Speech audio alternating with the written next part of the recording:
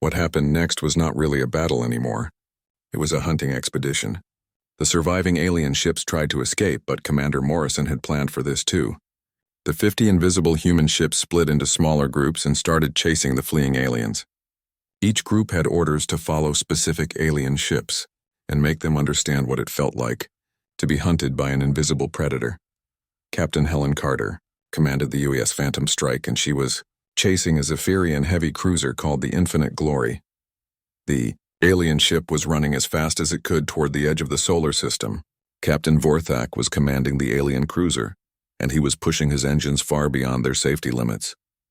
Green coolant was leaking from his engine compartments, and his hull was starting to crack from the stress. Helen's ship followed the alien cruiser like a patient wolf following wounded prey. The U.S. Phantom Strike stayed invisible and stayed just close enough to let the aliens know they were still being hunted.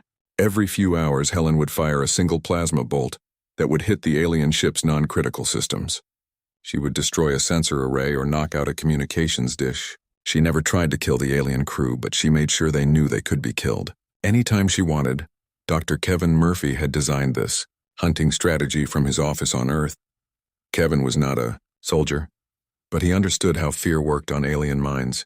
Instead of just destroying the fleeing ships quickly, humans would let the aliens run while slowly picking them apart. Each alien captain would learn what it felt like to be hunted by something they could not fight back against. The psychological damage would be much worse than just blowing up their ships. Vorthak sent desperate messages to any alien ship that might help him.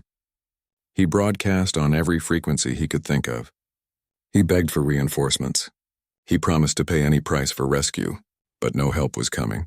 The other alien ships were either destroyed or being hunted by their own invisible human predators. The mighty Galactic Council fleet was scattered across 3 star systems, and every ship was fighting for its own survival. The alien captain tried everything he could think of to escape. He changed course randomly, hoping to lose his pursuer. He shut down all his systems and drifted silently, hoping the invisible ship would think he was destroyed. He even tried flying into an asteroid field, thinking the rocks might hide him. Nothing worked. Every time he thought he had escaped, another plasma bolt would hit his ship and remind him that death was still following him. Captain Nicole Hayes was hunting a different alien ship in her invisible destroyer UES Spectre. Her target was a Corellian battleship that had been part of Admiral Kethvar's inner circle. The Corellian captain was named Zektor, and he thought he was very smart. Zektor had studied human tactics and thought he could predict what the invisible ship would do next. He was wrong about everything. Nicole let the alien battleship think it was winning the chase. She would disappear for hours and let Zektor believe he had escaped. Then just when the alien captain started to relax, Nicole would appear again and disable another one of his weapon systems. She destroyed his torpedo launchers one by one. She cut his shield generators in half with precise plasma cuts. She was taking his ship apart piece by piece, and there was nothing he could do to stop her. The news of the invisible attacks spread across the galaxy faster than the human ships could travel. Alien communication networks were buzzing with terrified reports. Ships were vanishing along the major trade routes. Entire patrol fleets would investigate distress calls only to find debris fields and no sign of what had attacked them. The galaxy's most powerful civilizations started pulling their military forces back to defend their homeworlds. Admiral Beth Collins was watching all of this happen from the bridge of humanity's most advanced invisible ship. The UES Nightmare was bigger than any other human ship, and it had the most advanced cloaking technology Lisa Harper had ever built. Beth's ship could hide an entire fleet while staying completely undetectable. From her invisible command center, Beth was directing a campaign of terror that would change galactic politics forever. The alien governments were starting to panic. The hegemony recalled all their border patrol ships. The Zephyrian Empire put their core worlds under martial law. The Corellian Republic started building massive defense platforms around their most important planets. Every alien civilization was preparing for an invasion by an enemy they could not see or track or fight. But humans were not planning to invade anyone. The invisible fleet was just demonstrating what humans could do if they wanted to. Every alien ship that was hunted and captured sent the same message to the galaxy. Humans were not the primitive species everyone thought they were. Humans had technology that was better than anything the Galactic Council possessed, and humans were very angry about being rejected and threatened. Helen Carter finally caught up to the infinite glory near a small moon. Forthak's ship was badly damaged and barely holding together. The alien captain was exhausted and his crew was terrified. Helen could have destroyed them easily, but instead she sent them a message. She told Vorthak that he was free to go home. She said he should tell everyone what had happened to Admiral Kethvar's great fleet. She wanted the galaxy to know that this was just a small taste of what humans could do. The psychological warfare was working perfectly. Alien crews were abandoning their ships rather than face the invisible human hunters. Some alien captains were surrendering without even being attacked. The reputation of the human ghost fleet was growing with every passing day. Soon every alien in the galaxy would know that humans were the new apex predators in space. Dr. Murphy smiled as he read the reports coming in from across the galaxy. The fear campaign was exceeding all expectations. The aliens had wanted to treat humans like primitive savages. Now they were learning what human savagery really meant when it was guided by superior technology and unlimited patience. The alien fleet had no idea what was about to happen to them. Admiral Kethvar sat in his command chair feeling very confident. His 300 ships were the most powerful force in this part of the galaxy. Each ship had crew members who had fought in dozens of wars. Their weapons could turn planets into dust. Their armor could stop any attack the aliens had ever seen. Lieutenant Colonel Amy Rodriguez commanded the UES Shadow, which was one of the smaller invisible ships. Her ship was hiding right under the alien flagship. The stellar dominance was so big that Amy's entire ship could fit inside just one of its weapon bays. But size meant nothing when the enemy could not see you coming. Amy's crew had trained for this moment for 2 years. They knew exactly what to do. Amy looked at her weapons officer. His name was Lieutenant Dan Cooper, and he was the best torpedo operator in the human fleet. Dan had loaded quantum torpedoes into all 6 torpedo tubes. These torpedoes were Lisa Harper's greatest invention. They could phase through solid matter and shields like they were not even there. Then they would become solid again inside the enemy ship and explode. No alien technology could stop them. Captain Tony Garcia was on the UES Wraith, which was positioned near the alien battle group's left flank. Tony was a veteran of many space battles, but he had never fought invisible ships before. This was completely new for everyone. The human crews had practiced these attacks hundreds of times in simulators, but this was the real thing. Tony's job was to coordinate the attack timing so all 50 ships would fire at exactly the same moment. The aliens were getting impatient. Admiral Kethvar had given humans 1 hour to surrender, and that hour was now over. The alien admiral stood up from his command chair and walked to his tactical display. He could see Earth hanging in space like a blue and green jewel. Soon it would belong to the Galactic Council and humans would be slaves. At least that was what he thought would happen. Kethvar had 4 arms like all Zephyrians. 2 of his arms pointed at Earth while his other 2 arms gestured to his weapons officers. He was about to give the order to begin bombing Earth's cities. He wanted to destroy just enough cities to make humans afraid. Then humans would surrender and beg for mercy. The alien admiral had done the same thing to 20 other species and it always worked, but something felt wrong. Kethvar's sensor officer was looking confused. The Zephyrian sensor operator had been doing his job for 30 years, and he had never seen readings like this. The space around the alien fleet looked empty on all the sensors, but something was making tiny distortions in the background radiation. It was like there were invisible objects moving around them, but that was impossible. Amy Rodriguez checked her targeting computer one more time. The UES Shadow was directly under the alien flagship now. Her quantum torpedoes were armed and ready. Amy's ship was so close to the alien ship that she could see the alien crew moving around through the windows.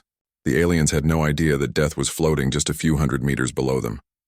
Captain Bell's voice came over the communication system to all 50 invisible ships.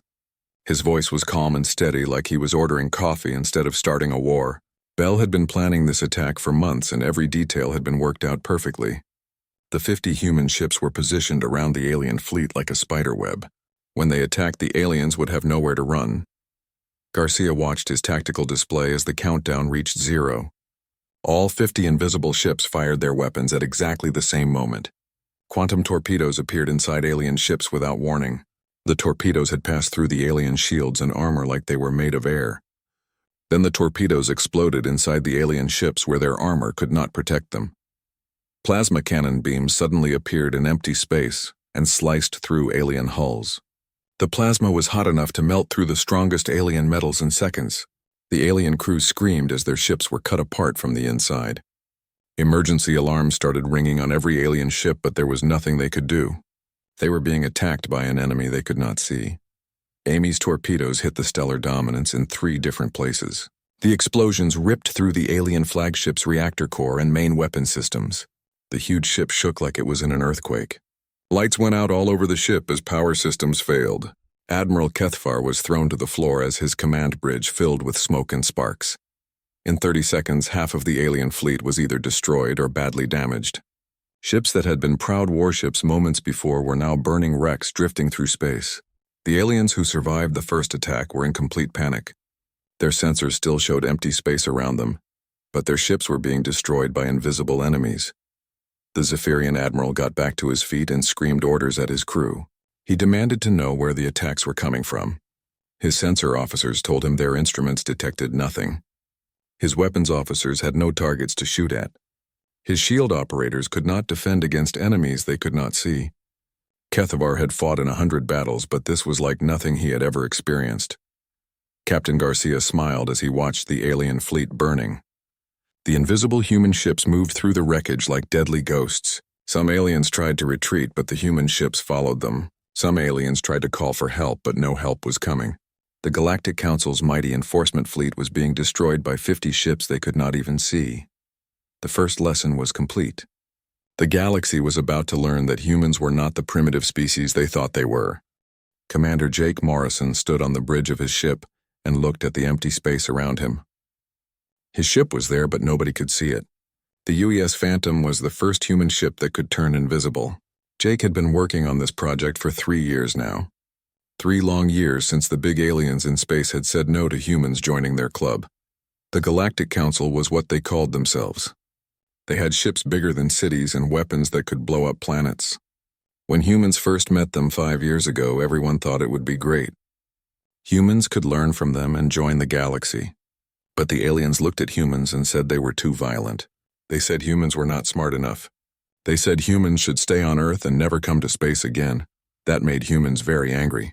But instead of fighting right away, the smart people on Earth had a different idea. If the aliens thought humans were not smart enough, then humans would show them how wrong they were. Dr. Lisa Harper was one of those smart people. She worked day and night to make ships invisible. She studied the alien technology that humans had secretly taken from crashed alien ships. She learned how their sensors worked, and then she figured out how to fool them. Lisa's invisible technology was better than anything the aliens had. It bent light around the ships so they could not be seen. It also blocked all the sensors the aliens used to find ships in space. The aliens thought they were the smartest beings in the galaxy, but humans had just proved them wrong. Jake looked at his crew working quietly on the bridge. There were 40 people on his ship, and they all knew this was the most important day of their lives. Behind them in space were 49 other invisible ships. 50 ships total, and not one of them could be seen by alien eyes. Captain Ryan Bell was in charge of all 50 ships. He was a good leader and the crew trusted him completely. The alien fleet was coming to Earth today. Admiral Kethfar was leading them. He was a Zephyrian, which meant he had 4 arms and thought he was better than everyone else. The Zephyrians had conquered many worlds and they thought Earth would be easy. They were bringing 300 ships to make humans surrender. They wanted to put humans in cages and make them slaves. But the aliens did not know about the invisible fleet. They thought humans only had the old ships they could see. The visible human ships were much smaller and weaker than alien ships. The aliens thought this would be easy. They were about to learn they were very wrong. Jake watched his screens as the alien fleet appeared near Earth's moon. The alien ships were huge and covered in weapons. Each ship was twice as long as the biggest human ship. Their hulls were thick metal that could stop most weapons. Their shields could protect them from nuclear bombs. Admiral Kethfar sat in his command chair feeling very proud. He thought he was about to win an easy victory. The alien admiral sent a message to Earth. He said humans must surrender now or be destroyed. He said humans were too weak to fight the mighty Galactic Council. He said Earth would become a prison planet, where humans would work as slaves forever. He gave Earth 1 hour to surrender, but humans were not listening to surrender demands. Captain Bell gave quiet orders to all 50 invisible ships. They moved like sharks in dark water. They surrounded the alien fleet without making any sound. The aliens could not see them or hear them or detect them in any way. The alien sensors showed empty space everywhere. Jake moved his ship closer to the alien flagship. The Stellar Dominance was Admiral Kethvar's personal ship, and it was enormous. It had enough firepower to destroy a moon, but size did not matter when your enemy was invisible. Jake's crew prepared their weapons. These were not normal weapons. Dr. Harper had made quantum torpedoes that could pass through alien shields and explode inside their ships. She had also made plasma cannons that could cut through the thickest alien armor.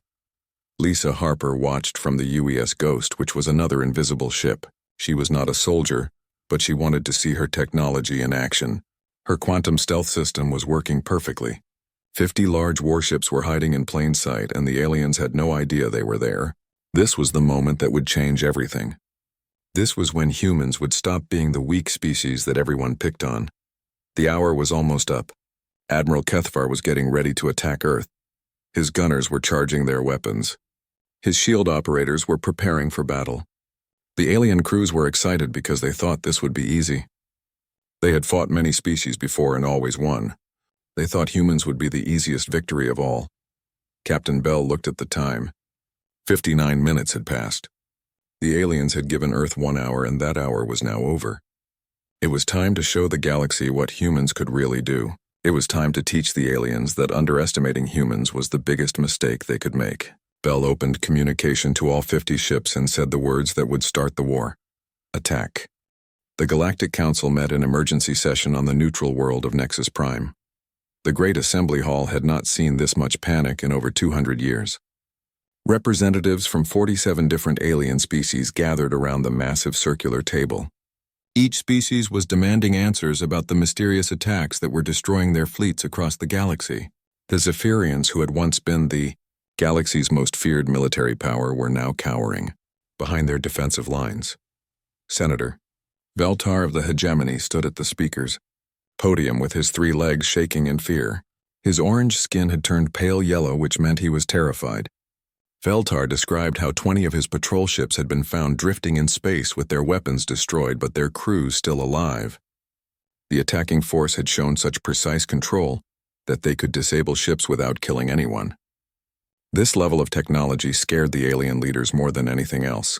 The Corellian representative was a female named Zarakel, and she was just as frightened. She told the assembly about convoys that had vanished completely, leaving no trace behind. Search and rescue teams would find nothing but empty space where entire fleets had been traveling just hours before. The invisible attackers could make ships disappear without leaving any evidence they had ever existed. Meanwhile, Captain Nicole Hayes was commanding the UES Spectre as it followed a Corellian diplomatic convoy through hyperspace. Her orders were clear from Admiral Collins. Nicole was supposed to demonstrate that humans could track any alien ship anywhere in the galaxy. The convoy had 20 warships protecting it, but they had no idea they were being followed by an invisible predator that could destroy them all in minutes. The diplomatic convoy was carrying the Corellian Prime Minister to peace talks with the Hegemony. Both governments were trying to form an alliance against the invisible human threat. But Nicole's presence proved that their secret meetings were not secret at all. If humans wanted to, they could eliminate any alien leader at any time. The convoy escorts kept scanning for threats, but their sensors showed nothing but empty hyperspace. Back on Earth, President Dan Stevens was addressing the United Earth Assembly in the capital city of Geneva. The blue marble planet that the galaxy had dismissed as a primitive backwater was now the center of humanity's greatest military triumph. Dan stood at the podium looking out at representatives from every human nation and colony. His speech was being broadcast to every human settlement in the solar system. Dan told the assembly that humanity had achieved something no other species in galactic history had ever done. They had forced the mighty Galactic Council to fear them without ever revealing their true capabilities. The Invisible Fleet was just the beginning of human space technology. Dr. Harper's research teams were already working on the next generation of weapons and defenses that would keep Earth safe forever. Lisa Harper continued her research in the orbital stations around Earth. Her new quantum phase generators could hide entire space, stations, and even planets from alien detection. Lisa was not just building invisible ships anymore. She was preparing to make human colonies vanish completely from galactic awareness. If the aliens wanted to play games with superior species, then humans would show them what a truly superior species could accomplish. The alien military advisors were reaching terrifying conclusions about their invisible enemy. General Korthak of the Zephyrian military analyzed all the attack patterns and realized they were facing an opponent that seemed to know everything about alien technology while revealing nothing about their own capabilities. The humans had studied alien weaknesses for years while keeping their own strengths completely hidden. The Galactic Council's intelligence services were completely baffled. They had been monitoring Earth for 5 years and had never detected any advanced technology development. All their spy satellites and monitoring stations had shown humans building only primitive spacecraft that were barely capable of interplanetary travel. The invisible fleet had appeared out of nowhere like magic. What the aliens did not understand was that humans had been building their advanced ships in hidden facilities on the dark side of Earth's moon. The construction sites were shielded from all forms of alien surveillance. Human engineers had worked around the clock for 3 years building 50 invisible warships, while the galaxy thought Earth was defenseless. The deception had been perfect and complete. Senator Veltar was reading reports from across hegemony space. Ghost attacks were happening everywhere. Trade ships were being boarded by invisible forces that would steal cargo and disappear without trace. Military bases were finding their defense systems disabled overnight with no sign of how the attacks had happened.